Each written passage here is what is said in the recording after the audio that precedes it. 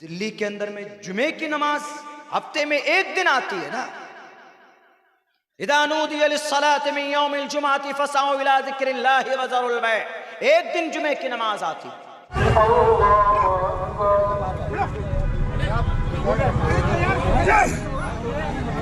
भाई सजदे उस नौजवान को घूसा मारा गया, लेकिन उस नौजवान ने पलटकर कोई जवाब नहीं दिया। अगर वहीं पर किसी पूजा प्रार्थना करने वाले को थप्पड़ मारा जाता तो आग लगा दिया होता। कुछ नौजवानों ने, हिंदुस्तान के हिंदू भाइयों ने भारत के अंदर में उनका घर पर बुलडोजर चल चुका होता, लेकिन सिर्फ सस्पेंड कर दिया पुलिस वाले को। सस्पेंड नहीं, जेल में डालो उसको। नमाज के वक्त में कैसे हाथ उठाया?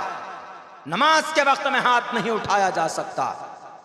किसी की पूजा के वक्त में जब हाथ नहीं उठाया जा सकता तो नमाज तो बदरजे औला। नमाज पढ़ा, सजदे में था बेचारे, सजदे में सबसे ज्यादा करीब होता है ना। सजदे में मुकद्दस पेशानी झुका के रहता है, अल्लाह के करीब होता है। उस सजदे में पैर से मार रहा है, बताइए। इसीलिए मैं कहता हूं इस देश के मुसलमानों से कि खामोश मत बैठो, अपनी जुबान को खोलो।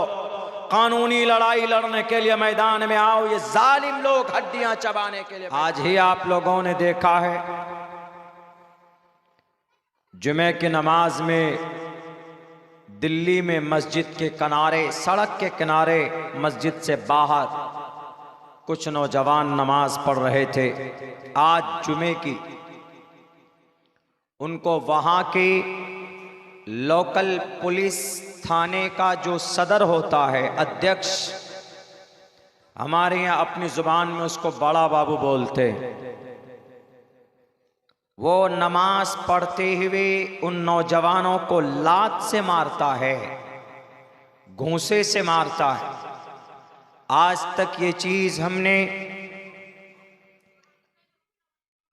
मस्जिद अक्सा बैतुल मक़दिस में यहूदियों को करते हुए देखा था कि वो नमाज पढ़ते हुए इंसानों को गोलियों से निशाना बनाते थे। लेकिन वही कल्चर आज हमारे इस गंगा जमनी तहजीब भारत के अंदर में कुछ नाजायज़, पुलिस वाले नहीं, उनको पुलिस वाला गुंडा बोलेंगे, इबादत करते हुए, नमाज पढ़ते हुए सजदे में है। आदमी सबसे ज्यादा अपने अल्लाह के करीब कब होता है? जब सजदे में होता है। उस सूरत में उसको लात मारा जा रहा है, उसको घूंसा मारा जा रहा है। और कुछ लोग ट्विटर पे लिखते हैं कि सड़क पर नमाज पढ़ने की जगह नहीं है। ठीक है, सड़क पर नमाज पढ़ने की जगह नहीं है, कोई पढ़ना भी नहीं चाहता। लेकिन कभी ऐसा होता है कि अगर मस्जिद फुल हो जाए, भर जाए, 2-3 मिनट के लिए अगर किसी सड़क के किनारे मुसल्ला बिछाकर पाक जगह हो, नमाज पढ़ लेते हैं तो ज़्यादा से ज़्यादा कितना वक्त लगता है? 2 या 3 मिनट। हमारी नमाज पढ़ने की जगह मस्जिद है, इसमें कोई शक नहीं है। लेकिन अगर कोई मुसलमान मस्जिद सड़क के किनारे नमाज पढ़ता है, नमाज की हालत में उसको नहीं मारा जा सकता। इबादत की हालत में उस पर घूंसे नहीं बरसाए जाते। अगर नमाज पढ़ना पाप है तो पूछिए उस पुलिस वाले गुंडे से। कांवरिया में जाते हैं हमारे हिंदुस्तान के बहुत सारे हिंदू भाई, वो आधी सड़क जाम करके जाते। और जब त्योहार होती, सरस्वती पूजा हो तो सड़क बंद। क्यों? सरस्वती देवी की पूजा हो रही है, पूजा हो रहा है, उनकी मूर्ति लगा दी जाती है, दूसरे रास्ते से जाओ। जब पूजा करना जायज़ है तो 2 मिनट के लिए नमाज पढ़ना भी जायज़ होना चाहिए आपके नज़र में। अगर नमाज पढ़ना पाप है तो फिर किसी आदि सड़क को कब्जा करके भजन कीर्तन करना यह भी नाजायज होना चाहिए।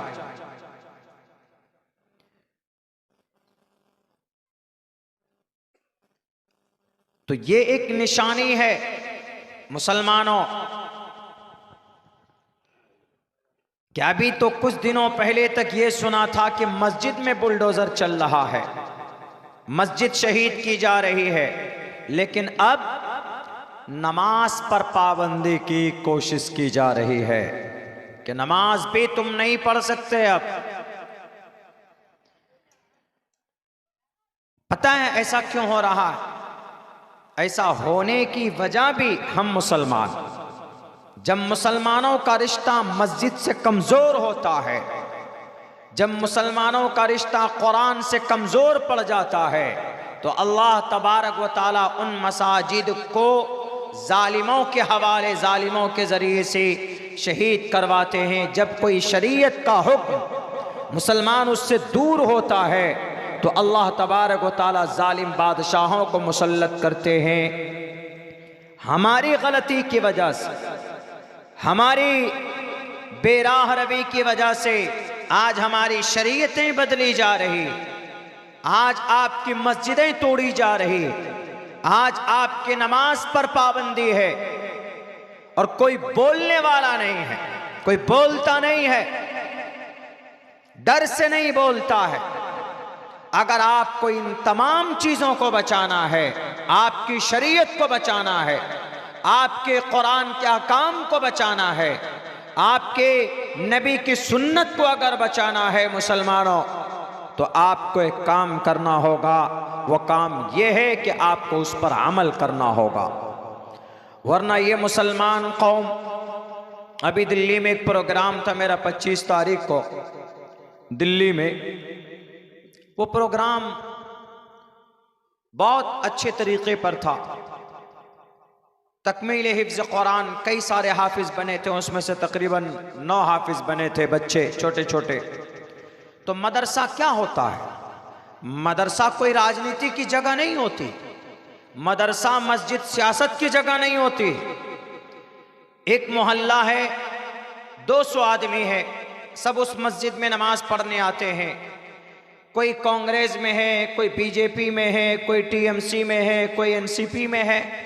उस 200 आदमियों में से इलेक्शन की बात आती है तो कोई किसी पार्टी की हिमायत करता है, कोई किसी पार्टी की हिमायत करता, लेकिन जब मस्जिद की बात आए, जब नमाज की बात आए, तो वहां कोई पार्टी वार्टी नहीं चलती। जैसे ये जलसा है, कोई पार्टी कोई साटी नहीं, दीनी काम है, सबको बढ़ चढ़ कर हिस्सा लेना है। तो वो मदरसा परमिशन लिया, हम लोग तो यहाँ परमिशन नहीं लेते हैं, बंगाल है, झारखंड है, मेरे बिहार है, और इन सब जगहों में परमिशन नहीं होता। लेकिन उत्तर प्रदेश जाएंगे आप, मैं रात प्रोग्राम में था एक लखनऊ में, तो वहाँ ज़्यादा से ज़्यादा 11 बजे रात तक प्रोग्राम कर सकते हैं, हद से हद, नहीं तो 10 बजे रात तक परमिशन मिलती है। उसके बाद अगर आप करेंगे तो आपके ऊपर कार्रवाई हो सकती। तो वहां दिल्ली शहर के अंदर मुस्तफाबाद में प्रोग्राम था। हजरत मोहतमिम साहब नाजिम साहब ने परमिशन लिख करके ले लिया 1-1.5 महीना पहले कि मौलाना अब्दुल्ला साहब बयान करेंगे, फला मौलाना साहब बयान करेंगे, 3 वक्ता होंगे वो बयान करेंगे, दस्तारबंदी होगी। परमिशन मिल गया, 1 दिन पहले उनका परमिशन रद्द कर दिया जाता है, कैंसिल कर दिया जाता है। जब पूछा गया मोहतमिम साहब को बुलाकर, बेचारे सीधे साधे, उनसे बुलाकर पूछा कि जरा मोहतमिम साहब बताइए, ये शिकायत आई है आपके खिलाफ, आपके मदरसे के खिलाफ, इसीलिए हमने परमिशन को कैंसिल किया। तो मोहतमिम साहब ने सोचा कि कोई गैर ने शिकायत की होगी, किसी हिंदू ने शिकायत की होगी, या किसी और धर्म के लोगों ने शिकायत की होगी, कंप्लेन की होगी, जिसकी वजह से परमिशन उनको कैंसिल करना पड़ा। लेकिन जब पूछा गया डीएसपी से तो उन्होंने कहा कि मौलाना किसी गैर ने शिकायत नहीं की है, आप ही के मोहल्ले के हाजी साहब हैं। वो हाजी साहब काउंसलर है, वार्ड कमिश्नर है, उसने आपके जलसे और आपके मदरसे के खिलाफ कंप्लेन किया है और जिसकी वजह से मुझे परमिशन रद्द करना पड़ा। क्या क्या लिखा है वो हाजी साहब बताएं। हाजी साहब ने लिखा कि ये मदरसा जो चल रहा है, ये मदरसा किराए के कमरे में चल रहा है। कोई दिक्कत नहीं, किराया तो मोहतमिम साहब दे रहा है, अगर किराए पे चल रहा है तो क्या दिक्कत है। दूसरी बात क्या लिखा है, जहां जलसा हो रहा है वो जगह जो मालिक है उसकी रजामंदी नहीं ली गई है, उसको जबरन डराकर उसकी इजाजत ली गई है, वो अंदर से राजी नहीं है, उसने परमिशन नहीं दिया है, इसीलिए इस जलसे को रोका जाए। बताइए कौन है दुश्मन? इस्लाम का, मदरसे का, मस्जिद का दुश्मन कौन? हमारे ही मुसलमान ना। हालांकि जो जमीन वाला था, जहां जलसा होना था, उसने अपनी रजामंदी दी कि जाइए मौलाना साहब जलसा कीजिए, तकरीर कराइए, बड़ी खुशी की बात है। लेकिन उस हाजी साहब के पेट में दर्द हुआ। क्यों पता है? कि वो जो मोहतमिम साहब थे उन्होंने उस हाजी साहब को वोट नहीं दिया था। सियासी चीज को मस्जिद और मदरसों से नहीं जोड़ा जा सकता। जब अपने लोग गद्दारी करते हैं तो हमारी मस्जिदें टूटती है। जब अपने लोग शरीयत को बेचते हैं तो शरीयत पर पाबंदी लगती है। जब अपने लोग मुसलमान नमाज छोड़ता है तो नमाज की तौहीन की जाती है। जब अपने लोग बेईमानी करते हैं, गद्दारी करते हैं तो अल्लाह जालिम बादशाहों को मुसल्लत करता है। इस कौम को नुकसान अपने लोगों ने पहुंचाया है, मुसलमान को बदनाम अपने लोगों ने किया है। वरना शरीयत में, कुरान में कोई चीज गलत नहीं है, ये अल्लाह की तरफ से है। कुरान और हदीस, कुरान अल्लाह की तरफ से है। कुरान को समझने के लिए हदीस की जरूरत पड़ती है, तो वो हदीस भी अल्लाह के नबी अलैहिस्सलाम की पूरी जिंदगी है और अल्लाह तबारक व तआला ने इस हदीस की भी हिफाजत की है, कुरान की भी हिफाजत, हदीस की भी हिफाजत। इसीलिए इस कौम को सोचना और समझना होगा। कोई बुराई दिखे उसको हाथों से रोकने की कोशिश करो। समाज में कोई बुराई हो, शरीयत के खिलाफ कोई बुरा काम हो तो उसको हाथों से रोकने की कोशिश करो। अगर कोई मुसलमान कोई बुराई होते हुए देखे और उसको रोकने की कोशिश नहीं करता है तो समझ लीजिए कि उसका ईमान कुछ नहीं बचा है। अल्लाह के नबी फरमाते हैं, मन रआ मिनकुम मुनकरन फल्युगय्यिरहु बियदी। तुम में से अगर कोई आदमी किसी बुराई को देखता है, अगर कोई नमाज पढ़ते हुए कोई पुलिस वाला, क्या कोई प्राइम मिनिस्टर, अगर हमारे नमाज पढ़ने वाले साथी को अगर लात से मारता है तो उसके दोनों हाथ में हथकड़ी लगकर जेल में डलवाओ। और अगर कोई नमाज हमारी मस्जिदों को बुलडोजर से तोड़ने की कोशिश करता है तो कानूनी कार्रवाई करके मैदान में निकलो और अपनी मस्जिदों की हिफाजत करो। मन रआ मिनकुम मुनकरन फल्युगय्यिरहु बियदी। अल्लाह के नबी फरमाते हैं, अपने हाथों से बदलने की कोशिश करो। अगर हाथ में ताकत ना हो, फइल्लम यस्तती फबिलिसानी, तो अपनी जुबान से बोलो, उस बुराई को रोकने की कोशिश करो, उस बुराई को खत्म करने की कोशिश करो। अगर समाज में कोई बुराई है या मस्जिद को तोड़ने का इससे बुरा काम क्या हो सकता है? नमाज में इलाज चलाता है एक पुलिस वाला गुंडा, इससे बड़ा जुर्म क्या हो सकता है? हाथ से नहीं रोक सकते तो जुबान से बुरा कहो कि पुलिस वाले का यह अमल गलत है, असंवैधानिक है। लेकिन आज कोई जल्दी बोलता नहीं है, डर से हम बोलेंगे तो हमारे हाथ में हथकड़ी लग जाएगी, डर से नहीं बोलते हैं लोग। मेरे भाइयों, तीसरी चीज क्या है? फ़इल्लम यस्तती फ़बिलिसानी फ़इल्लम यस्तती फ़बिक़ल्बी। अगर कोई बुराई है तो हाथ से रोको, हाथ से नहीं रोक सकते तो जुबान से बोलो, जुबान से रोको, जुबान से नहीं रोक सकते तो दिल में बुरा समझो, दिल में। फ़इल्लम यस्तती फ़बिक़ल्बी, दिल से बुरा जानो कि ये काम गलत हो रहा है। अगर तुमने दिल से बुराई को बुरा समझा, वज़ालिका ज़ाफ़ुल ईमान, तो अभी थोड़ा ईमान बचा है तुम्हारे पास। मुसलमान शराब पीने को बुरा नहीं समझता, नमाज छोड़ने को बुरा नहीं समझता है, कोशिश भी नहीं करता है, बुराई को बुरा नहीं समझ रहा है, तो बताइए ईमान कहाँ गया मुसलमानों का? मेरे भाइयों, ये वक्त बहुत खतरनाक चल रहा है हमारे मुल्क हिंदुस्तान नहीं, पूरी दुनिया के अंदर एक साजिश चल रही है मुसलमानों के खिलाफ।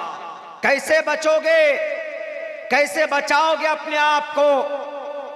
सिर्फ एक रास्ता, there is only one way to protect yourself. आप अपनी जात को बचाने के लिए सिर्फ आपके पास एक रास्ता है, सिर्फ एक रास्ता।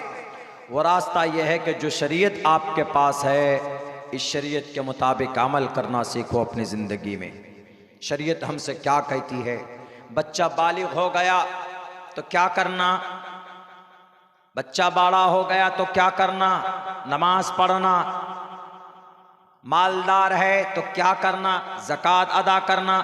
रमज़ान का महीना आ रहा है तो क्या करना है? हर मर्द औरत को, बालिग को, आकिल को, बड़े छोटे को, घर के अंदर जो इंसान रहता हो, सफ़र में ना हो, मुबारक रमज़ान का महीना आया, रोज़े रखिए। खुसूसन जवानों पर तो जिम्मेदारी बढ़ जाती, लेकिन हमारा जवान ही आजकल रोज़ा नहीं रखता है। 30 दिन भूखे रहेंगे मौलाना, सूख जाएंगे, कांटे हो जाएंगे। 11 महीना तक मैंने बॉडी बनाया है, अभी 1 महीना भूखे रहेंगे तो पता नहीं। हमने बहुत ही मुश्किल से बॉडी बनाई है और हम रोज़ा रखेंगे। रोज़ा रखो, रोज़ा तक़वा पैदा होगा।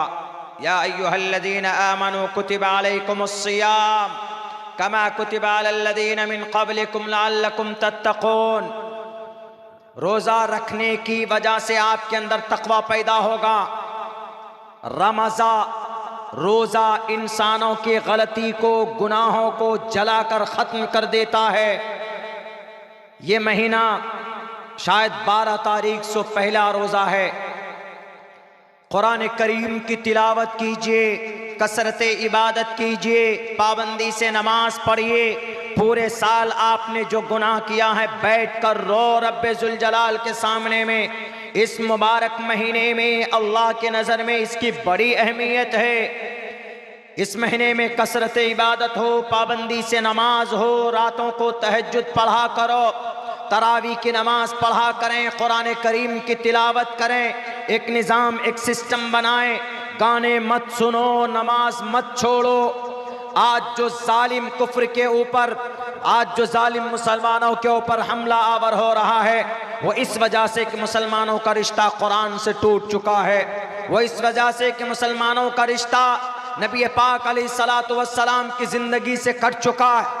हमारे जवान जिनके हाथों में कुरान करीम का नुस्खा होना चाहिए, उन नौजवानों के हाथों में बड़े बड़े मोबाइल हैं। रात को 10 बजे तक, 11-12 बजे तक हमारा जवान मोबाइल देखता है, फिल्में देखता है। क्या अल्लाह ने फिल्म देखने के लिए पैदा किया? नौजवानों की अल्लाह ने जवानी दी इसलिए कि सलमान खान, शाहरुख खान, आमिर खान की फिल्में देखो और नमाज छोड़कर सोते रहो। अजान होती रहे, नमाज के ताल्लुक से कोई फिक्र नहीं हमारे नौजवानों को। अल्लाह ने जवानी किस लिए दी है? इसीलिए सोचना पड़ेगा, गौर करना पड़ेगा।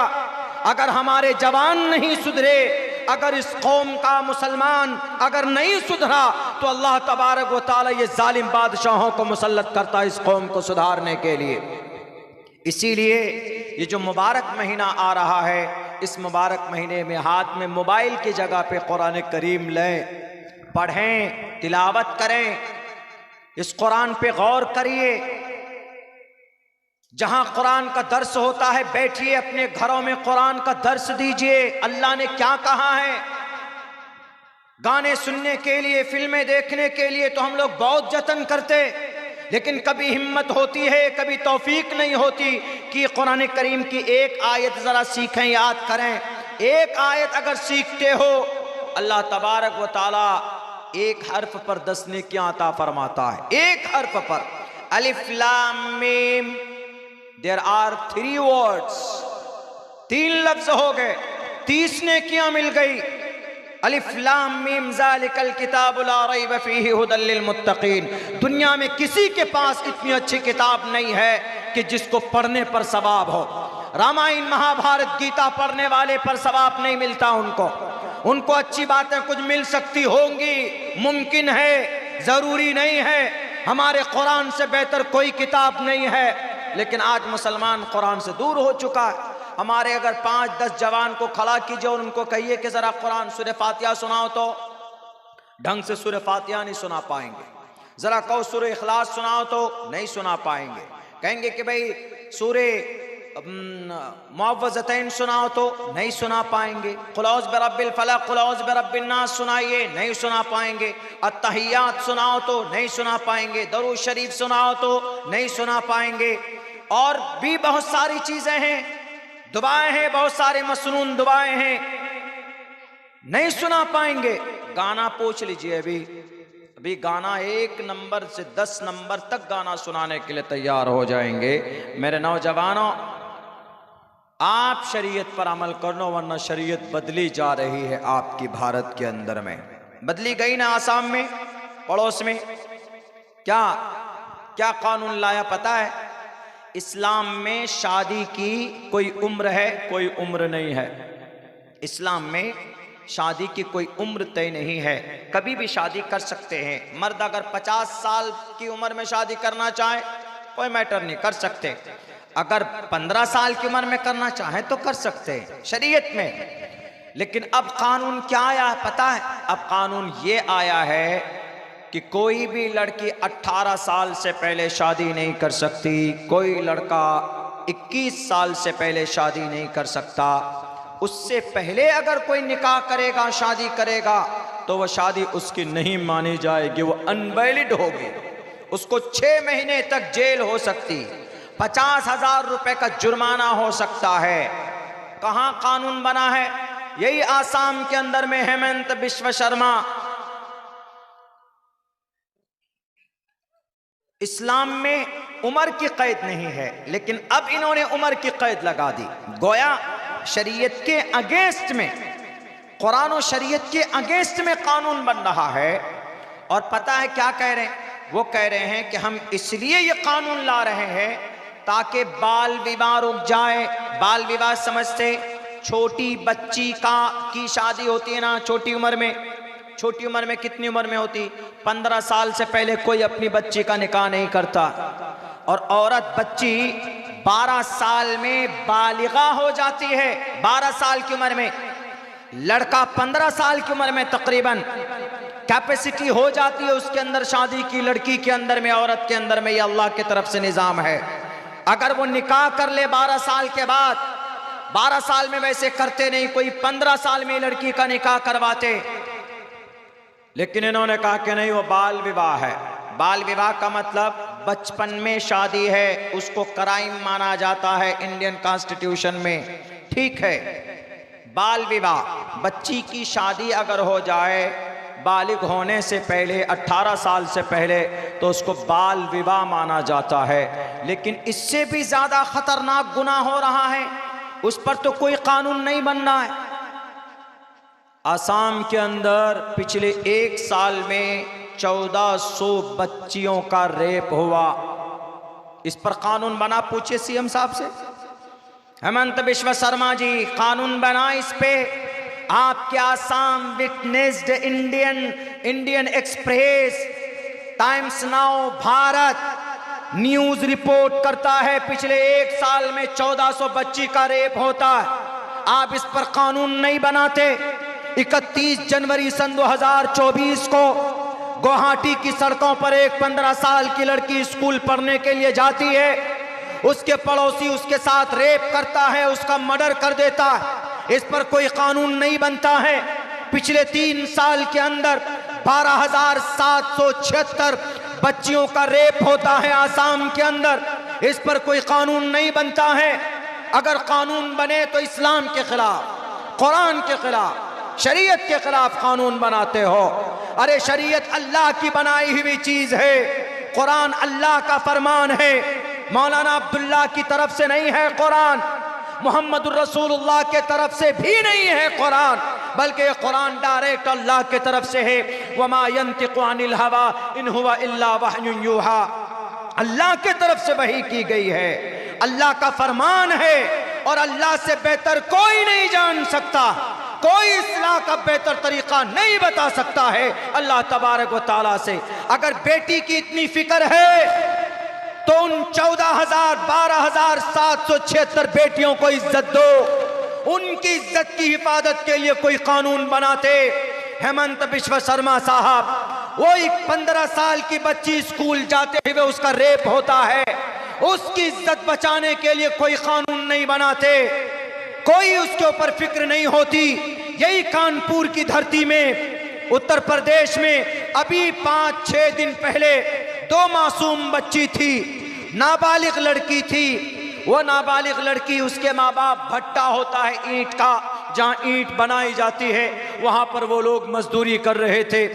उन दोनों बच्ची की, वो भी मजदूरी करती थी, उनको पैसे मिलते थे, लेकिन भट्टे में जो ठेकेदार था, उस ठेकेदार ने उन दोनों बच्ची का वीडियो बनाया छेड़छाड़ का, और उस वीडियो के जरिए से डेली या हर हफ्ते में या हर 2 दिन में या 3 दिन में उस बच्ची का रेप करता था, उसकी इज्जत लूटता था, डराता और धमकाता था, और ये कहता था कि अगर तुम किसी को बोलोगी तो तुम्हारा ये वीडियो वायरल कर देंगे, तुम जलील हो जाओगी, तुम्हारी तुम्हारी बेइज्जती होगी, तुमसे कोई शादी नहीं करेगा। वो बच्ची डर गई। उन बच्चियों ने मजबूर होकर, उसका बाप गया पुलिस वाले के पास, नमाज पढ़ने पर तुम्हारे पेट में दर्द होता है, लात मारते हो, पुलिस वाले गुंडे भाई साहब, लेकिन बेटियों की इज्जत लूटी जाती है, उस पर तुम्हारा पैर नहीं चलता, उस पर तुम्हारा हाथ नहीं चलता। पता है क्या किया? उसके बाप गए डीएम के पास, एसपी के पास कि हमारी बेटी की इज्जत लूटी गई है, सर कुछ कीजिए हमारी बेटी का। दोनों ने कहा ठीक है, लिख करके दो, हम कार्रवाई करेंगे। 1 हफ्ता हो गया, 1 महीना हो गया, 2 महीने, 3 महीने, 5 महीने, 6 महीने, 1 साल बीत गया, कोई कार्रवाई नहीं हुई। क्यों? क्योंकि सामने जो दबंग था, जो जिना करने वाला था, वो थोड़ा पैसा वाला था, पैसा वाला।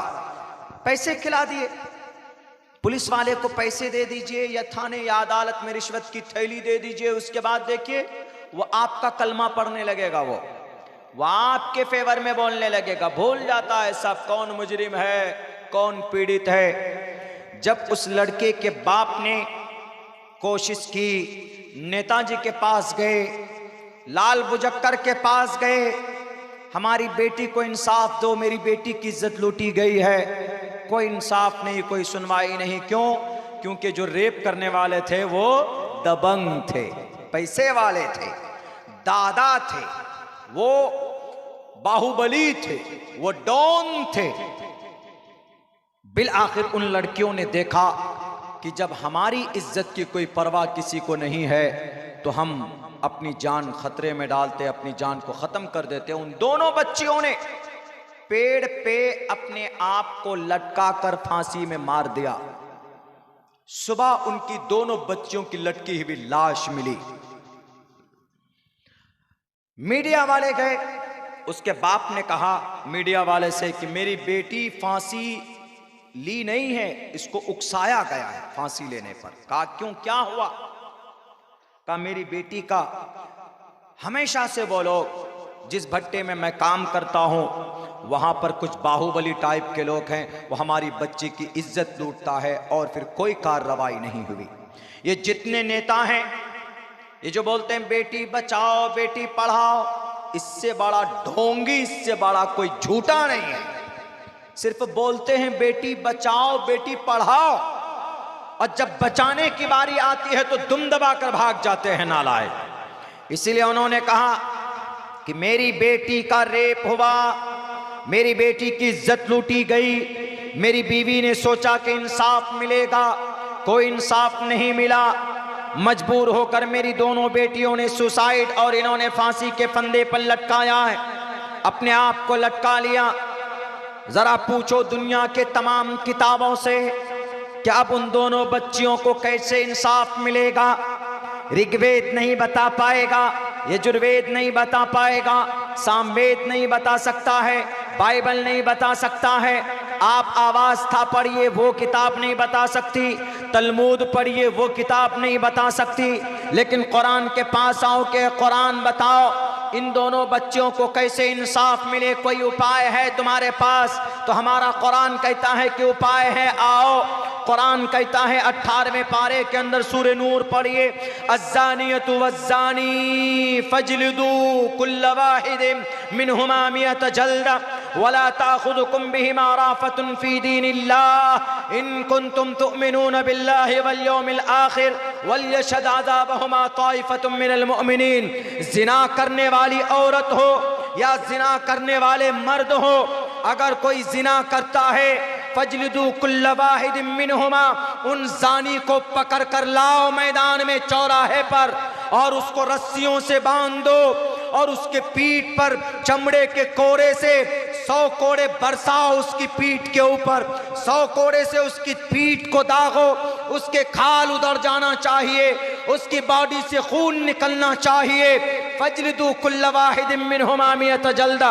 कुरान फैसला देता है, कुरान इन मासूम बच्चियों को इंसाफ दे सकता है।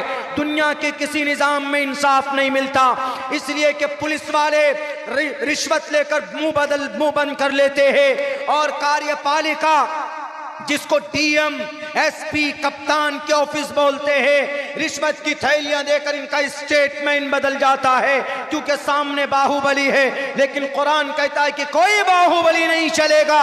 लाओ पकड़कर जिसने बेटी की इज्जत लूटी है, वला ताख़ुज़ुकुम बिहिमा राफ़तुन फ़ी दीनिल्लाह। अगर बाहुबली होगा अपने घर का होगा, अगर पैसे वाला होगा अपने घर का होगा, लेकिन वला ताख़ुज़ुकुम बिहिमा, शरीयत की पाबंदी में, इंसाफ में कोई कॉम्प्रोमाइज नहीं है। आज अगर मिनिस्टर का बेटा जिना करे, अगर मंत्री के बेटा किसी बेटी की इज्जत लूटे तो पैरवी कर कर बचा लिया जाता है, लेकिन हमारा कुरान क्या कहता है? वला ताख़ुज़ुकुम बिहिमा राफ़तुन फ़ी दीनिल्लाह। सजा देने में कोई भेदभाव नहीं। मंत्री का बेटा हो कि संतरी का बेटा हो, और कानपुर की बेटी की इज्जत लूटने वाला भट्टे का ठेकेदार हो, कोई भी होगा, वला ताख़ुज़ुकुम बिहिमा राफ़तुन फ़ी दीनिल्लाह, कोई रियायत नहीं बरती जाएगी, बल्कि 100 कोड़े लगाओ उनको, मारो उनको, और फिर बंद कमरे में नहीं, कहां? एक चौराहे पर। वलयशहद अज़ाबहुमा ताइफ़तुम मिनल मुअमिनीन, मुसलमानों की एक झुंड के बीच में उसको मारो, ताकि उनकी सजा पूरे गांव में, पूरे शहरों में फैलना चाहिए, उनकी सजा की बात पहुंचनी चाहिए, ताकि कोई दूसरा जवान किसी बेटी की इज्जत ना लूटे। बताओ, अगर कानपुर की दोनों बेटियों को कोई इंसाफ देने की बात करता है तो हमारे कुरान में लिखा हुआ है, हमारे कुरान के निजाम को अगर अपनाया जाए, आज हर 45 सेकंड में बेटी की रेप की इज्जत लूटी जाती, 45 सेकंड में, हर 45 सेकंड में एक बच्ची की इज्जत लूटी जाती है। क्यों? बेपर्दगी की वजह से, बेपर्दगी की वजह से, दबंगई की वजह से। अगर हमारे कुरान पर अमल किया जाए ना, रेपिस्टों को अगर सजा दी जाए कुरान के मुताबिक, तो तो 45 सेकंड तो दूर की बात है, 45 दिन में भी कोई रेप का मामला सामने नहीं आएगा। यह है हमारा कुरान। अब बताइए इंसाफ कहां से मिलेगा? इसीलिए हम कहते हैं ना कि हमारे पास दुनिया का सबसे बेहतरीन सिस्टम मौजूद है। वो क्या है? वो कुरान करीम की शक्ल में है। बेहतरीन निज़ाम मौजूद है, वो कुरान करीम की शक्ल में है। और हम मुसलमान इसी कुरान से मोहब्बत नहीं करते। जितना हो सके आप अपने कुरान से मोहब्बत पैदा कीजिए, कुरान को सीखिए, कुरान को समझिए। वक्त मिल जाए, फुर्सत है, आप कुरान करीम खोल करके बैठ जाइए, देखिए, आप तिलावत कीजिए। अगर आपको अल्लाह से बात करना, if you want to talk with your god, अगर आप अल्लाह से बात करना चाहते तो आप कुरान करीम की तिलावत कीजिए, पढ़िए। लेकिन नहीं, कितने लोग हैं जो पढ़ते ही नहीं हैं। अगर दिल को, अगर अपने अंदर कॉन्फिडेंट पैदा करना हो, तक़वियत, हिम्मत पैदा करनी हो, तो कुरान करीम की तिलावत कीजिए। एक आदमी अभी मिला हमको, कहाँ पे? यहाँ, ये कौन सी तारीख? 5 तारीख में, यहीं से खड़गपुर से, हावड़ा से मैं बैठा टाटा जमशेदपुर जाने के लिए ट्रेन में। एसी के डब्बे में हम बैठे, सीट नंबर 4 पे हम बैठे, तो उनकी सीट नंबर 5 और 6। थर्ड एसी में एक तरफ 3 सीट होती है, एक केबिन में 8 सीट होती है, एक तरफ 3, एक तरफ 3, साइड में 2 होते। तो मेरी 4 नंबर की सीट थी, लोअर बर्थ थी। 4-5 घंटे का सफर था। हम बैठे, बैठने के बाद हमें नींद आ गई। खैर, खड़गपुर पहुंचे तो खड़गपुर में एक मियाँ एक बीवी दोनों आए, आके बैठे। पता नहीं हम ही को सफर में क्यों ऐसे लोग मिल जाते। तो एक टीका लगाए हुए थे, पैंट शर्ट में थे, ब्राह्मण होगा, ठाकुर होगा, और दूसरी उसकी बीवी थी। वो बैठ गए, हम लेटे हुए थे। उन्होंने कहा कि सर ये मेरी सीट है, बैठने दीजिए। हमने कहा कोई बात नहीं, बैठो। तो मेरा पैर उनको टच किया, ऐसे करके लगा, तो वह हंस के बोलता, हंस के। उसकी एक आदत बहुत अच्छी थी, कोई भी बात बोल रहा था ना, वो गुस्से वाली भी बात हंस के बोल रहा था, हंस के, गुस्से वाली भी बात। तो मुझे गुस्सा नहीं आ रहा था, क्योंकि हंस के बोल रहा था। खंदा पेशानी जिसको बोलते हैं, किसी से मिल रहे हैं तो हंस के बात कर रहे हैं। तो हंस कर बोलता था कि सर आपका पैर लग रहा है मेरी पैंट में, थोड़ा उधर कीजिए ना पैर। मैंने कर लिया जी। मैं थोड़ा तिरछा होके बैठा था, तो सही होके बैठ गया। चलो, शायद दिक्कत होगी इनको। कुछ लोग होते सफर अफर में, अगर थोड़ा बदन टच करे ना, सर थोड़ा इधर होके बैठिए ना, ऐसे लोग बहुत होते हैं, छुआछूत वाले जो होते हैं, छुआछूत। तो उसके बाद 5-10 मिनट के बाद मेरा पैर, मेरी जूती उसके बैग को टच किया, बैग को, जो बैग नीचे रखा हुआ था उनका। तो बोला सर आपकी जूती मेरे बैग को टच कर रहा है। तो मुझे बहुत ज़्यादा गुस्सा आया। मैंने कहा ऐसा है, अगर आपको इतना ही टचिंग प्रॉब्लम है, अब बार बार बोल रहे हैं कि आपका पैर लग रहा है, आपका जूता लग रहा है, तो आप ऐसा कीजिए ना, एक पूरा डब्बा ही बुक कर लेते आप, पूरा कोच, पूरा डब्बा बुक कर लेते, अकेले खूब टांग फैला के जाते आप भूखे मर जाते तो कोई देखने भी नहीं आता आपको। हमने कहा ट्रेन में ऐसा चलता है। तो खैर बोला नहीं, थोड़ी सी एडजस्ट कर लीजिए ना। हमने कहा ठीक है, एडजस्ट कर लेते हैं जी। फिर भी ठीक होके बैठ गए जी। चलो, आधे घंटे के बाद फिर वही, सर ये बैग आपका थोड़ा इधर है, इधर कर लीजिए। पता नहीं क्या प्रॉब्लम थी उनको। मैं इसी हैयत में था, अपनी टोपी दाढ़ी में ही रहते हैं, ब्लेजर वगैरह पहन के हम सफर में रहते हैं, शेरवानी तो पहनते नहीं। तो उन्होंने, मैं समझ गया, मैंने कहा थोड़ा इलाज करना जरूरी है इसका। पूरे 1-1.5 घंटा हो गया, परेशान हो गया मैं उससे। हमने कहा कि अब कोई बात नहीं। अच्छा, वहां और जो सामने जो 2 लड़के थे वो स्टूडेंट थे, उनको भी प्रॉब्लम हो रही थी, उन दोनों लड़कों की। ये कौन आदमी आके बैठ गया जो बार बार बोल रहा है यहां टच हो रहा है, वहां लग रहा है, वहां लग रहा है। हमने कहा कि ये मर्द है क्या औरत है? टचिंग प्रॉब्लम तो औरत को बोलती, डोंट टच मी। औरत को टच नहीं कर सकता कोई जेंट्स, गैर महरम। तो ये उसकी बीवी भी बैठी हुई है साथ में। तो मैंने कहा कि इसका इलाज करना जरूरी है। मैंने उनको कहा, मैं समझता हूं सर, पता आपको क्या प्रॉब्लम है? आप शायद ब्राह्मण हैं। बोला हाँ मैं ब्राह्मण हूं, बिल्कुल। हमने कहा तो ठीक है, ब्राह्मण है तो आपको ऐसा लग रहा है कि मैं शूद्र हूं, मैं मलेच्छ हूं। मलेच्छ भाषा कीर्ता तैन वैद वाक्य प्राण मुखा। तो उन्होंने, हमने कहा कि मैं मलेच्छ लग रहा हूं। मलेच्छ मतलब नापाक के भी आते हैं, मलेच्छ मतलब सबसे पुराना आदमी के भी आते हैं मलीच। मैंने कहा कि मैं मलीच लग रहा हूं ना आपको, नापाक लग रहा हूं इसीलिए, क्योंकि दाढ़ी है, टोपी है, मौलाना साहब दिख रहा हूं, और फिर आप ब्राह्मण हुए। ब्राह्मण ब्राह्मण सगहा तमण, बड़े ब्राह्मण हैं।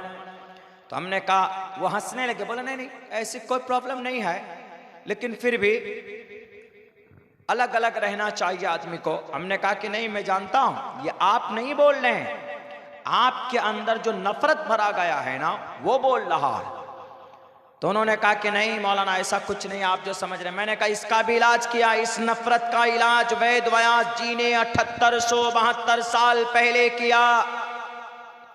उठाओ, पुराण के अंदर कहा गया, शूद्रो ब्राह्मण तामिति ब्राह्मण चैति शूद्रताम क्षेत्रियो याति वितरत्वम विघाद्वीच्यम तथे चचा सेक एवात्रपति परजानाम कथम पुनर्जाति कीर्ता पर भेदा।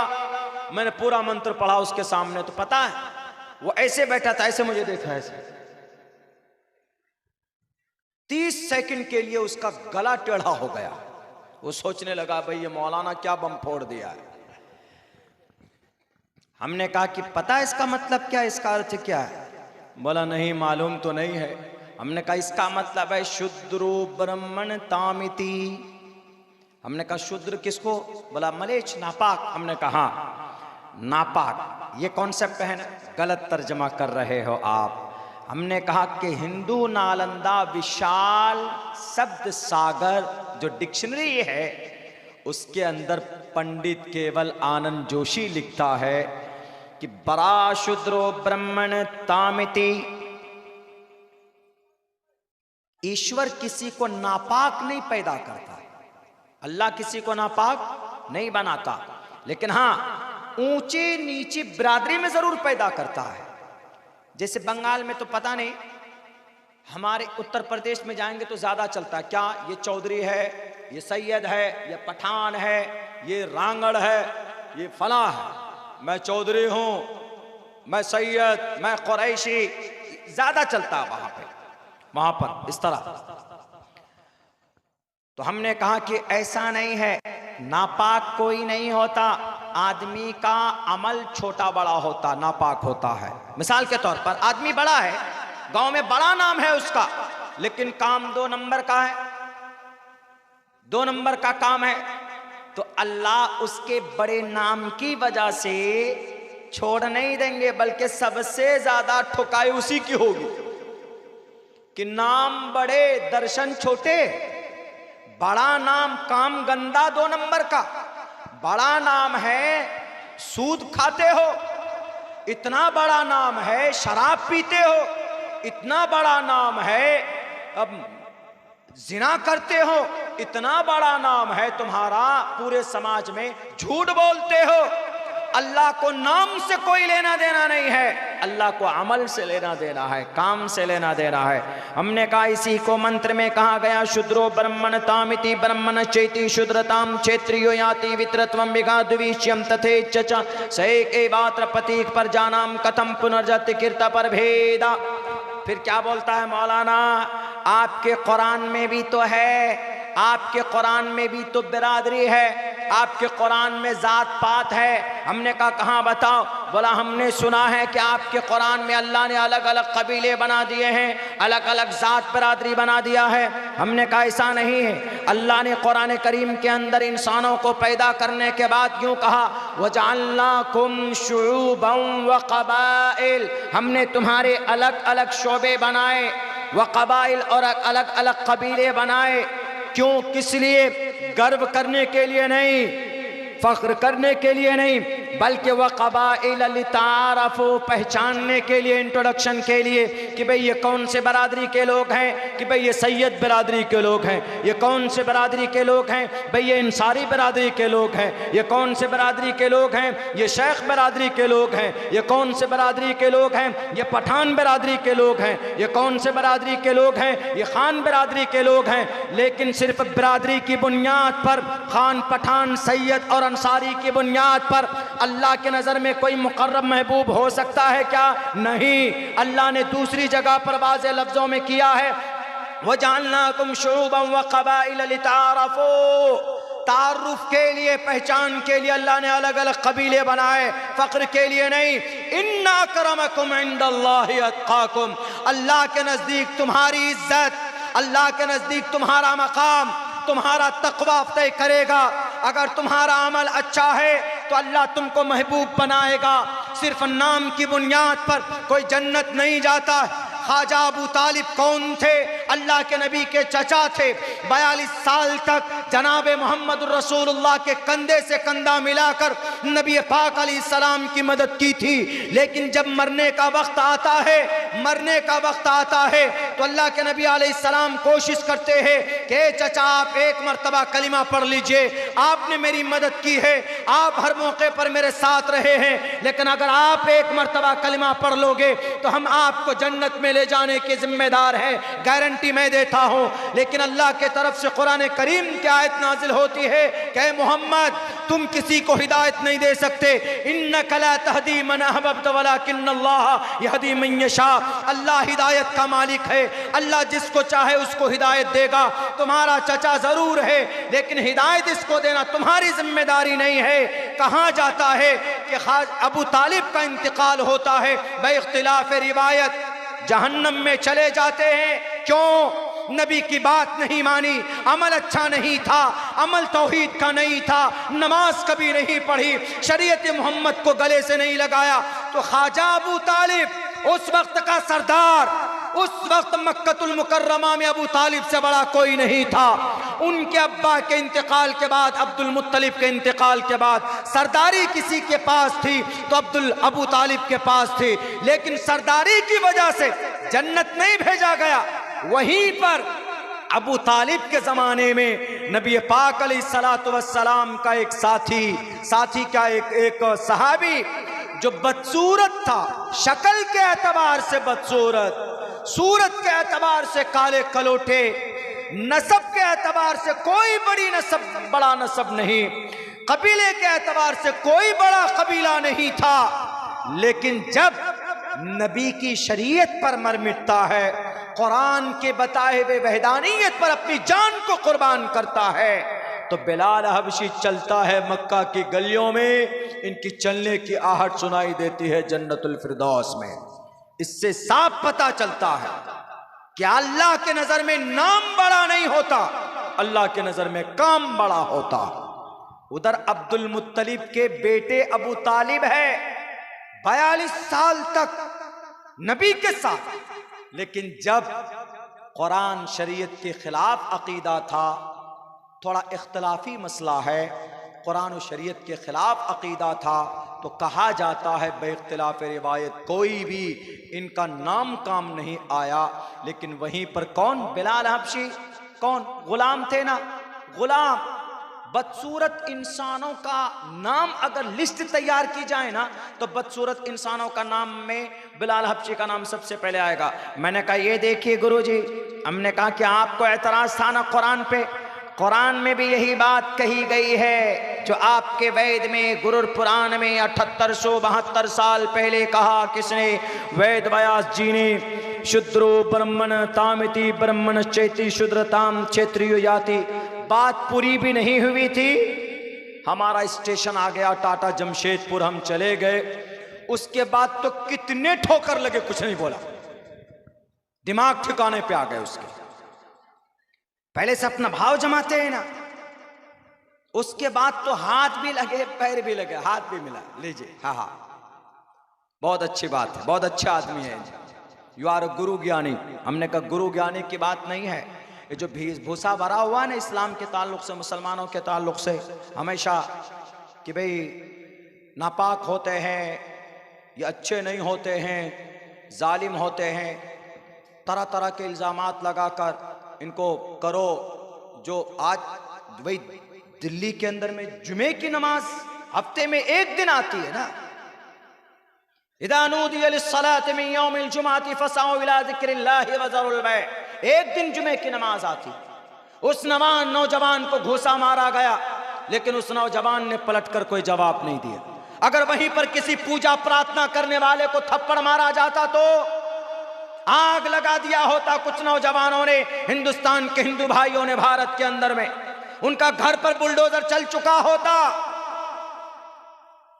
लेकिन सिर्फ सस्पेंड कर दिया पुलिस वाले। सस्पेंड नहीं, जेल में डालो उसको। नमाज के वक्त में कैसे हाथ उठाया? नमाज के वक्त में हाथ नहीं उठाया जा सकता। किसी की पूजा के वक्त में जब हाथ नहीं उठाया जा सकता तो नमाज तो बदरजे औला। नमाज पढ़ा, सजदे में था बेचारे, सजदे में सबसे ज्यादा करीब होता है ना, सजदे में मुकद्दस पेशानी झुका के रहता है, अल्लाह के करीब होता है। उस सजदे में पैर से मार रहा है, बताइए। इसीलिए मैं कहता हूं इस देश के मुसलमानों से कि खामोश मत बैठो, अपनी जुबान को खोलो, कानूनी लड़ाई लड़ने के लिए मैदान में आओ। ये जालिम लोग हड्डियां चबाने के लिए बैठे हुए हैं। मेरा नाम से पिछले 2 दिन से गुना मध्य प्रदेश के अंदर न्यूज़पेपर में दे दिया हुआ है, न्यूज़पेपर में बाज़ाब्ता वहां के अखबार में, कि सन 2047 तक इस्लामी स्टेट बनाने वाला अब्दुल्ला सलीम गिरफ्तार हो गया। कल से मेरे पास वह अखबार भेजा, कोई फेसबुक पे लिख रहा है, कोई व्हाट्सएप पे भेज रहा है कि मौलाना आप ठीक ठाक हैं। हमने कहा अरे भाई वो मामला किसी और का है, और वो उसने उस न्यूज़ में शक्ल मेरी लगा दी, फोटो मेरी लगा दी, आदमी कोई और है, फोटो मेरी लगा दी। आज मैंने कानूनी कार्रवाई की है, उस पर नालायक को पकड़ कर लाऊंगा मैं अपने सीमांचल उस न्यूज़पेपर वाले को। कुछ मिलता नहीं है, वो बस ये मौलाना, मस्जिद, अजान, नमाज, इससे क्या होगा देश का? कुछ होगा? अरे कुछ करना है तो गरीबों की मदद कीजिए, बेकसों की मदद कीजिए। हमारे नबी पाक अलैहिस्सलाम भूखे रहते थे, लेकिन कभी भी आप किसी साइल को वापस नहीं जाने देते थे। वम्मस्साइल फला तनहर, कभी भी नहीं झिड़कते थे आप।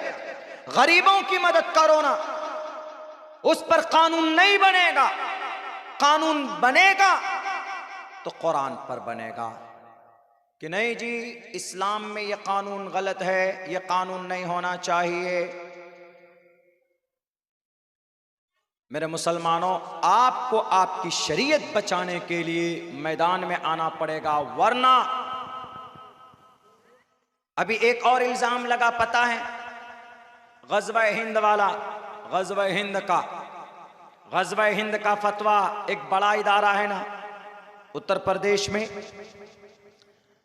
हनफी मसलक के लोगों का बड़ा इदारा माना जाता है। जैसे सल्फी मसलक के लोगों का बनारस के अंदर है, वो अलग मसला है, वो मसलकन किसी का, कोई किसी से जुड़ा हुआ, कोई किसी से जुड़ा हुआ।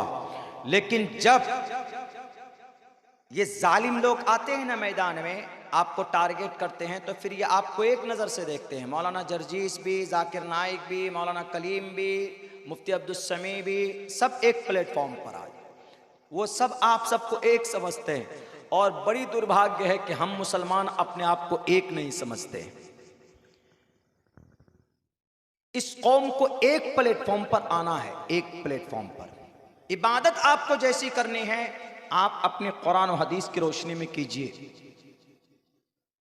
कोई मसला समझ में नहीं आता है तो आप अपने अपने उलमा से समझिए, लेकिन समाजी एतबार से टोटल कलमा पढ़ने वालों को एक प्लेटफॉर्म पर आना होगा। नहीं आएंगे, बिखरे हुए रहेंगे, तो पता है क्या होगा?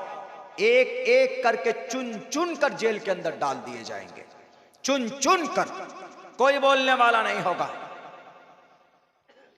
तो उन्होंने क्या कहा? ग़ज़वा हिंद एक हदीस है नसई के अंदर, उसके अंदर में ये बात लिखी हुई है कि अल्लाह के नबी फरमाते हैं कि एक ग़ज़वा होगा हिंदुस्तान में, जंग होगी, लड़ाई होगी। उस जंग में जो भी शरीक होगा और शहीद होगा उसका बहुत बड़ा दर्जा होगा, इतनी बात है और कुछ नहीं है। तो पता है किसी ने दारुल देवबंद में जाकर पूछा, सवाल किया उस हदीस के बारे में, तो उन्होंने बताया कि ये हदीस है नसई में, मुस्नद अहमद में, 2 किताब में है। उसकी सही हदीस है, उसकी सेहत के एतबार से कितनी स्ट्रॉन्ग है तो उलमाए हदीस बताएंगे, लेकिन नसई के अंदर में है, नसई साहिब सित्ता में से आती है। बुखारी है सबसे बड़ी किताब, मुस्लिम शरीफ है, तिरमिजी है, अबू दाऊद है, इब्न माजा है, नसई है, मुस्नद अहमद है, तो उन्हीं में से हदीस है। तो देवबंद में दारुल में किसी ने पूछा कि भाई ये जो हदीस है ग़ज़वा हिंद का शॉर्ट, ये समझिए आसान लफ्जों में, जंग, भारत से जंग, ग़ज़वा हिंद, ग़ज़वे मतलब वो जंग जिसमें अल्लाह के नबी बजाते खुद शरीक हुए हों, हिंद का मतलब हिंदुस्तान। तो उन्होंने इसका मतलब क्या लिया, ये एक हैं यति नरसिंहानंद जी, उन्होंने कहा कि इस्लाम में जो हदीस की किताब है, उस हदीस की किताब में भारत से जंग करने की तैयारी बताई गई है। अब उन्होंने दारुल देवबंद में नोटिस पे नोटिस कि ये लीजिए, आप ग़ज़वा हिंद की तैयारी कर रहे हैं, आप बच्चों को तैयार कर रहे हैं, आप तलवार सिखा रहे हैं, हमारे किसी भी मदरसे में, चाहे वह दारुल देवबंद हो, चाहे वो जामिया सल्फिया बनारस हो, चाहे वो मुस्लिम अलीगढ़ यूनिवर्सिटी हो, चाहे वो जामिया मिल्लिया हो, चाहे वो कोई भी मदरसा हो, कहीं पर तलवार सिखाई जाती है, कहीं पर बम फोड़ना बनाना सिखाया जाता है, कहीं पर भी नहीं। बल्कि मदरसों में किसकी तालीम होती, मदरसों में कुरान की तालीम होती, मदरसों में हदीस की तालीम होती है। जहाँ पर भी हमारे मकातिब चलते वह कुरान कैसे पढ़ना है बच्चों को सिखाया जाता है, बिस्मिल्लाहिर्रहमानिर्रहीम कैसे पढ़ेंगे बच्चों को ये बताया जाता है। हमारे मदरसों में जंग की ट्रेनिंग नहीं दी जाती। दारुल देवबंद में ग़ज़वा हिंद का आरोप लगाकर उसको तोड़ने की कोशिश की जा रही है। भारत के मुसलमानों को एक प्लेटफॉर्म पर आकर उसका विरोध करना चाहिए, उसकी कानूनी लड़ाई लड़नी चाहिए, इसलिए कि अल्लाह के नबी की हदीस भी है, मन रअा मिनकुम मुनकरन फल्युग़य्यिरहु बियदी। भारत के संविधान ने कानूनी लड़ाई लड़ने की परमिशन दी है। अगर कल चलकर आपकी मस्जिद को, जिस मस्जिद की तामीर के लिए आप जलसा कर रहे हैं, खुदा न खास्ता जालिम लोग ये आपके बंगाल के अंदर कुर्सी पर बैठ जाएं, इनकी पावर और इनकी ताकत आ जाए और हर मस्जिद की सर्वे कराएं, ये मस्जिद पुरानी मस्जिद, और ये कहे कि यह मस्जिद तो गलत तरीके पर बनाई गई है, हम बुलडोजर से इसको बुलडोज करेंगे। अगर बुलडोजर से ही मस्जिद को, मदरसों को, घर को तोड़ना है तो हाई कोर्ट किस लिए बनाया, सुप्रीम कोर्ट किस लिए बनाया, डिस्ट्रिक्ट जज किस लिए बनाया है। भारत के अंदर इस्लाम से पैगाम हासिल करो। कोई भी आदमी अगर गैर कानूनी तौर पर काम कर रहा है तो उसको कोर्ट कचहरी के अंदर डाला जाए, उसके ऊपर डायरेक्ट बुलडोजर ना चलाया जाए। मेरे भाइयों, जब इस देश को आजाद करना था, जब इस देश में क्रिश्चियनिटीज बढ़ रही थी, अंग्रेज आया था, अपने मजहब की तबलीग कर रहा था, ईसाई मजहब, और उसकी शुरुआत आपके बंगाल हुबली डिस्ट्रिक्ट से शुरू किया था।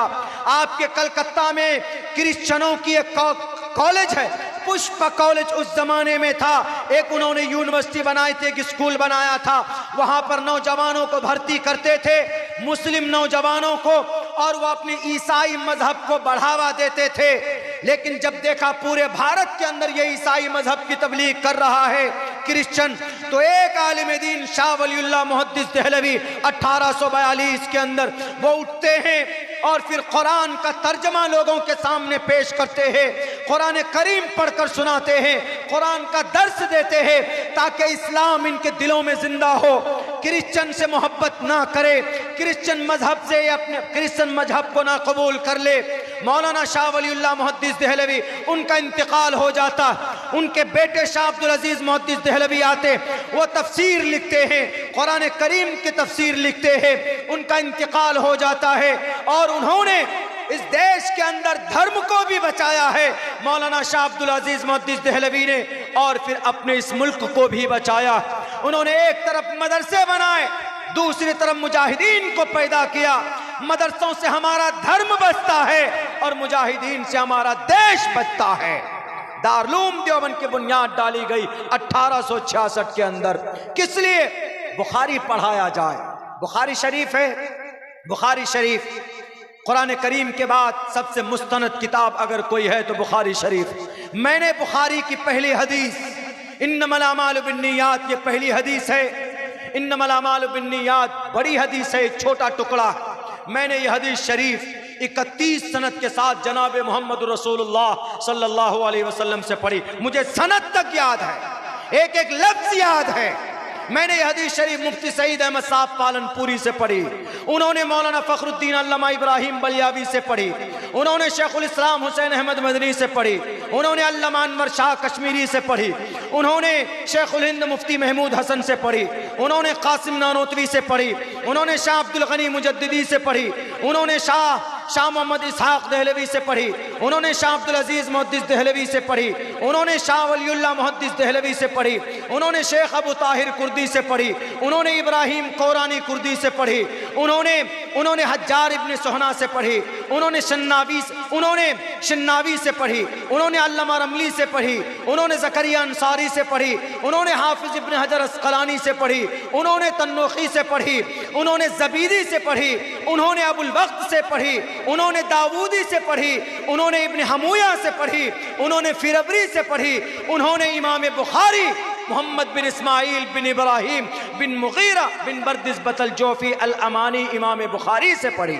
और इमाम बुखारी ने यह हदीस शेख हुमैदी से पढ़ी, शेख हुमैदी ने हदीस सुफियान बिन उयैना से पढ़ी, सुफियान बिन उयैना ने इस हदीस को मोहम्मद यहया बिन सईद अंसारी से पढ़ी, यहया बिन सईद अंसारी ने मोहम्मद बिन इब्राहिम तैमी से पढ़ी, मोहम्मद बिन इब्राहिम तैमी ने सहाबी रसूल हजरत अलक़मा बिन वक्कास लैसी रज़ी अल्लाह ताला अन्हु से पढ़ी।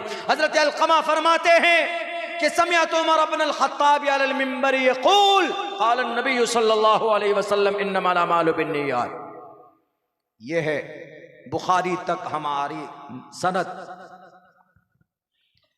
तो हमारे पढ़ने पढ़ाने वाले जो मदारिस में होते हैं यही चीज पढ़ाई जाती है। किसी ने आज तक, यही दारुल है देवबंद 1866 में जब इसकी बुनियाद डाली गई तब से लेकर आज तक 2 लाख उलमाए किराम पैदा हुए।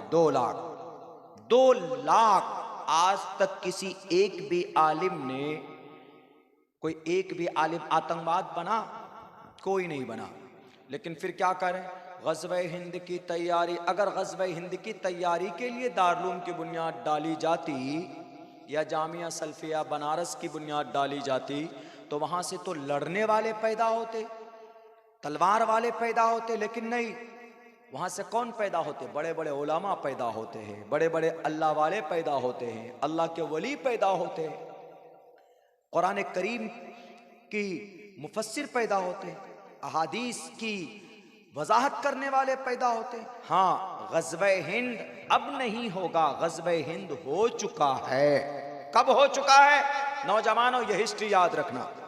711 ईस्वी में, 711 ईस्वी में इस देश के अंदर में ग़ज़वे हिंद हो चुका है। 711 में। कब? 711 ईस्वी में। कैसे हुआ था ग़ज़वे हिंद? अगर हदीस में है, सही है, तो कभी ना कभी तो हुआ होगा। तो ये राजा दाहिर के जमाने में ये जंग हो चुकी है। राजा दाहिर और एक तरफ कौन? एक तरफ मोहम्मद बिन कासिम अस-सक़फ़ी रहमतुल्लाहि अलैह। भारत के अंदर इस्लाम तिजारत के जरिए से आया, कालीकट के तरफ से, लेकिन बादशाही सिस्टम से इस्लाम सिंध के तरफ से आया। और सबसे पहली लड़ाई मोहम्मद बिन कासिम अस-सक़फ़ी ने लड़ी राजा दाहिर से। और इसी ग़ज़वे को तकरीबन अक्सर उलमाए किराम ने ये कहा है, इसी ग़ज़वे के बारे में उलमाए किराम ने ये कहा है कि ग़ज़वे हिंद हो चुका है। आज जो मीडिया वालों को मालूम नहीं है, पता होना चाहिए। मीडिया वालों, तुम तो अपना ईमान बेच चुके हो, तुम बेज़मीर बन चुके हो। मोहम्मद बिन कासिम ने ये जंग क्यों की थी राजा दाहिर से, वो भी याद रखिए। एक राजा था, राजा चीरानन, जिसने भारत की सबसे पहली मस्जिद बनवाई कालीकट में। ये राजा चीरानन को उस वक्त का अमीर जो था वलीद बिन अब्दुल मलिक, तो राजा चीरानन ने कुछ तोहफे भेजे वलीद बिन अब्दुल मलिक को। कहाँ? इराक में। तो यहाँ कालीकट से इराक जाने के लिए यही रास्ता है ना, कर्नाटका, बेंगलोर, महाराष्ट्र, गुजरात, राजस्थान होकर तब वो अफगानिस्तान पाकिस्तान के बॉर्डर होते हुए तब जाएंगे।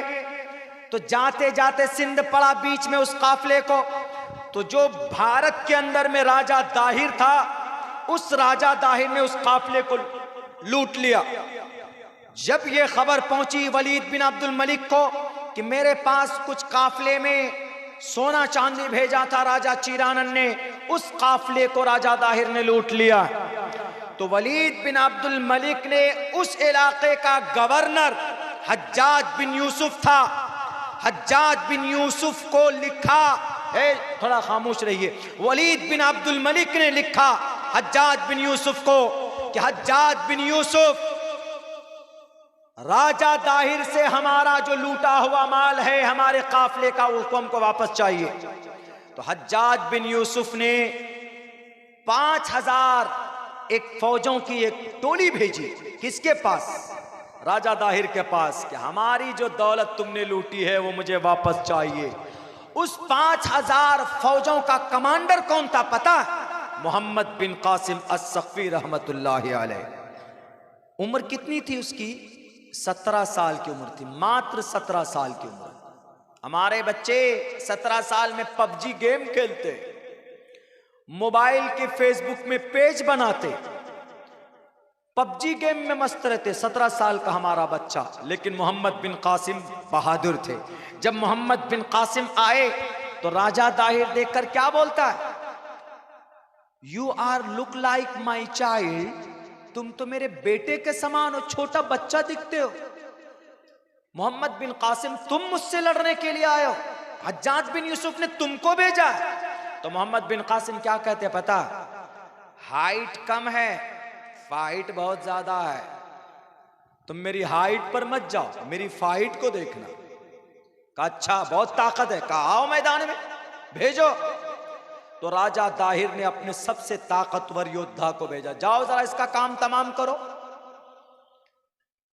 हमला करता है मोहम्मद बिन कासिम। पलटकर जब वार करते हैं, तलवार, पहले जमाने में तलवार चलती थी, गोली बंदूक नहीं, तलवार चलती थी, तलवार। आजकल तो गोली बंदूक चल रही, बारूद। तो उन्होंने जो तलवार पलटकर जो वार किया मोहम्मद बिन कासिम ने, कहते हैं ना कि तलवार की ताकत बाजू में होती है। इतने तेज और तर्रार नौजवान 17 साल का एकदम बिजली की तरह चमकते हुए जब हमला किया है, तो राजा दाहिर के जो भेजा हुआ फौज था उसके सर के 2 टुकड़े कर दिए।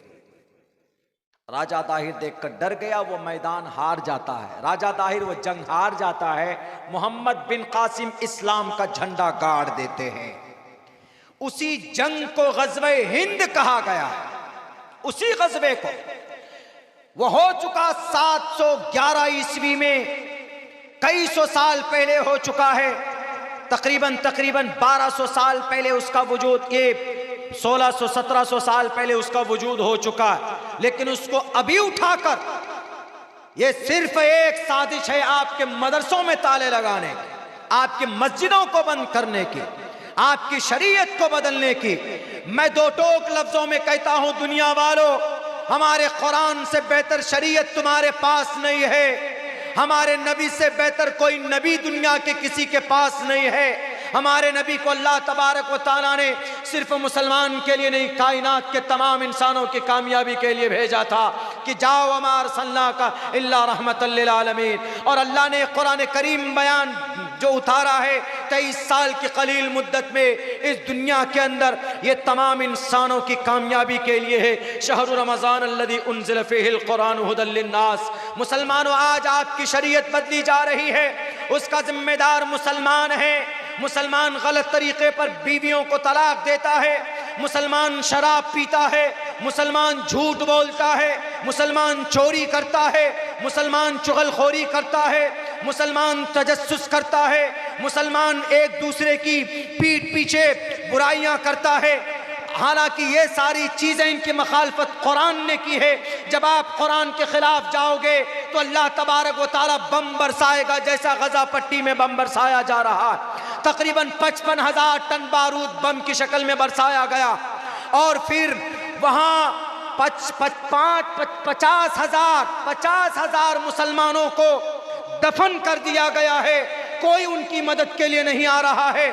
तकरीबन 15,000 बच्चे जिनकी उम्र 1 साल से लेकर 5 साल तक है, उन मासूम बच्चों को जिंदा शहीद कर दिया गया है। उन बच्चों के सरों के ऊपर छत गिर जाता है। जहां हॉस्पिटल में इलाज होता है वहां पर जनाब बम बरसा दिया जाता है। किस पर हम उम्मीद करें, किस पर हम अपनी निगाह उठाकर देखें? कोई आपका नहीं है। आपका अगर कोई है तो सिर्फ अल्लाह तबारक व तआला की ज़ात आपकी मदद कर सकता, वरना कोई नहीं। हम जो निगाह उठाकर बैठे ना ईरान की तरफ, तुर्की की तरफ, ये इस्लाम के नाम पर कुर्सियों पर बैठे हैं, जिन्होंने कभी मदद नहीं की। दुनिया के अंदर सबसे ज्यादा मालदार मुल्क कौन सा पता है? सबसे ज्यादा जजीरतुल अरब है। थोड़ी कड़वी बात कर रहा हूं, जजीरतुल अरब है। अल्लाह ने बहुत दौलत से नवाजा है। जजीरतुल अरब को 10-12 मुल्क है। सऊदी अरब है, ओमान है, बहरीन है, कतर है, यूएई है। यूएई यूनाइटेड अरब अमीरात, गल्फ कंट्री जिनको कभी कभी बोल देते हैं हम लोग, जहां लोग पैसा कमाने के लिए जाते हैं, लाखों करोड़ों रुपए का अंबार। वहां हम लोग कहाँ काम कर रहे? ओमान में। कहाँ काम कर रहे? कतर में। कहाँ काम कर रहे? दुबई में रहता हूं। गर्व से बोलता, सीना तान करके, मैं दुबई, मतलब वेटफुल हो जाता। सबसे ज्यादा दौलत अल्लाह ने वहां दी। कहां? जजीरतुल अरब में। लेकिन पता है, जजीरतुल अरब के बादशाह यूएई यूनाइटेड अरब अमीरात, जहां दुबई है, शहर दुबई, यूनाइटेड अरब अमीरात, इन जजीरतुल अरब में सबसे ज्यादा मालदार मुल्क है यूएई, सबसे ज्यादा। उसका जो शेख है मोहम्मद बिन जैद अन-नहयानी साहब, पता उन्होंने क्या किया है? आप जो कह रहे हो ना आज मोदी योगी हम पर बरसा, हम पर मुसल्लत हो गया है, मुसल्लत हुआ नहीं, अल्लाह ने किया है। क्यों? यूएई में जो सबसे महंगा शहर है, आपके बंगाल में सबसे महंगा शहर कौन सा? कलकत्ता। कलकत्ता में अगर आपको कोई फ्लैट मिल जाए, कोई फ्लैट घर मिल जाए बड़ा सा, फ्री में मिल जाए यूं ही, तो आपके पैर जमीन में नहीं रहेंगे, आप तो आसमान में उड़ेंगे। अरे फ्री में कलकत्ता सिटी में जगह मिल जाए तो यूएई का सबसे महंगा शहर अबू धाबी है, कैपिटल ऑफ यूएई, राजधानी अबू धाबी। अबू धाबी में 27 एकड़ जमीन, 27 एकड़ यानी 1,10,000 स्क्वायर फीट जमीन अबू धाबी में। 27 एकड़ जमीन अबू धाबी में फ्री में मोदी जी को दिया गया। किस लिए दिया गया? मस्जिद बनाने के लिए नहीं, मदरसा बनाने के लिए नहीं, कॉलेज बनाने के लिए नहीं। आप लोगों को पता है क्या बना वहां पे? मंदिर बना कि नहीं बना? मंदिर बनाने के लिए। क्या वो शेख को नहीं मालूम है कि भाई हम 27 एकड़ जमीन दे रहे हैं मंदिर बनाने के लिए? मंदिर बनाना बुत परस्ती है। नहीं मालूम था? अल्लाह ने कुरान में नहीं कहा तावनु अलल बिर्रि वत्तक़वा वला तावनु अलल इस्मि वल उद्वान? इसके खिलाफ है कि नहीं है? अल्लाह के नबी की हदीस के खिलाफ मन रअा मिनकुम मुनकरन फलयुग़य्यिरहु बियदिही, इसके खिलाफ है कि नहीं है? इन्नल्लाह ला यग़फिरु अन युशरक बिही व यग़फिरु मा दून ज़ालिका लिमन यशा, इसके खिलाफ है कि नहीं है? मैंने सन 2019 में बात की थी तो कुछ लोग नाराज हो गए थे कि अब्दुल्ला सालिम आप झूठ बोलते हैं। 27 एकड़ जमीन दी गई सन 2019 में, मुझे तभी पता लग गया था। लेकिन हमने कहा वक्त बताएगा। 900 करोड़ रुपए खर्च करके मोदी जी ने बड़ा सा मंदिर बनाया है और अभी उसकी शुरुआत करके आए उस मंदिर की। बताइए अल्लाह का अज़ाब आएगा कि नहीं आएगा? और हम कहते हैं कि मोदी योगी जालिम है। योगी मोदी जालिम नहीं, हम और आप जालिम हैं। 27 एकड़ जमीन देकर उनकी मदद की, और भारत में यहां नमाज पढ़ रहे तो तुमको लात मार रहा है। तुम नहीं सवाल कर सकते हैं शेख मोहतरम मोहम्मद बिन जैद अल नहयानी साहब, कहे मोदी जी हम आपको जमीन दे रहे हैं, लीजिए, लेकिन भारत में हमारे मुस्लिम भाइयों की मस्जिद मत तोड़िए। बोल सकते थे, लेकिन नहीं बोलेंगे। क्यों? उनको अपनी कुर्सी बचाना है। जैसे यहां मोदी जी को बचाना है, वैसे वहां उनको बचाना है कि दोस्ती रहेगी तो एक दूसरे की मदद करेंगे। हमारी मस्जिद बाबरी मस्जिद शहीद करके बुत परस्ती की गई, मान लिया हमने, चलो सुप्रीम कोर्ट का फैसला था, लेकिन मोहम्मद बिन जैद अल नहयानी, आपको कौन सा पेट में दर्द हुआ? क्या जरूरत थी देने की आपको जमीन? अरे अगर आप वही 27 एकड़ जमीन बेचकर आप गजा पट्टी में मुसलमानों की मदद करते तो वहां पर कम से कम घर मिल जाता उन मुसलमानों को। कोई मदद करने के लिए नहीं गया। इधर 27 एकड़ जमीन 27 अरब डॉलर की होगी। एक भी रुपए दरियाए नील मिस्र में है। गजा पट्टी में बच्चे प्यासे तड़प कर मर जा रहे हैं। दौलत का अंबार यूएई में है। गजा पट्टी में 1 रुपए नहीं है वहां के मुसलमानों के पास, फलस्तीनी मुसलमानों के पास। कौन जालिम है? ये जालिम इसराइल नहीं है, जालिम हमारे कौम के लोग हैं, जालिम हमारे दानिश्वर लोग हैं, जालिम हमारे पैसे वाले लोग हैं। सबसे ज्यादा मालदार जजीरतुल अरब है। क्यों? सोना, चांदी, पेट्रोल, सारी चीजें कहां पैदा होती? जजीरतुल अरब में। अमेरिका इसराइल तेल कहां से लेता है? सऊदी अरब से, कतर से, ओमान से, बहरीन से लेता है कि नहीं लेता? अगर कुछ नहीं, गजा पट्टी में सिर्फ यह कह दिया जाए, जो शेख बहुत पहले 1967 के अंदर में शाह फैसल ने बड़ा इलाज किया था इसराइल का। 1967 में मस्जिद अक्सा पर हमला किया था इसराइल ने। तो शाह फैसल ने क्या कहा था पता है? अल्लाह उनकी मगफिरत फरमाए। शाह फैसल जो शेख थे सऊदी अरब के, उन्होंने सिर्फ एक बात कही थी कि ऐ इसराइल, तुमने मस्जिद अक्सा पर हमला किया, मैं तुमको पेट्रोल नहीं दूंगा, बंद करता हूं तेल की सप्लाई। 2 दिन के अंदर जंग रुक गई थी। क्यों? तेल ही नहीं मिलेगा तो टैंक कहां से चलाएंगे? तेल ही नहीं मिलेगा तो गाड़ी किधर से दौड़ाएंगे? पानी डालकर गाड़ी दौड़ाओगे? शाह फैसल ने यही कहा था, क्या इसराइल सुधर जा, नहीं तो तेल नहीं दूंगा। 2 दिन में जंग बंद। लेकिन आज भी अगर चाहते या यो अरब कंट्री के लोग, जजीरतुल अरब वाले, तो ये जंग रुक सकती थी कि नहीं रुक सकती थी? लेकिन किसी ने भी मदद नहीं की वहां के मुसलमानों की। कौन है? गजा पट्टी, फलस्तीन, 10,000 अंबिया, सबसे ज्यादा नबी बनी इसराइल के फलस्तीन में आए। 10,000 नबियों की कब्र मौजूद है, 10,000 अंबिया। लेकिन मेरे भाइयों, इस कौम को लूटा है हमारे कौम के ही लोगों ने। इसीलिए अल्लाह से दुआ करते हैं, चूंकि मुझे निकलना है, अभी सफ़र में मेरी ट्रेन है। सद्दाम भाई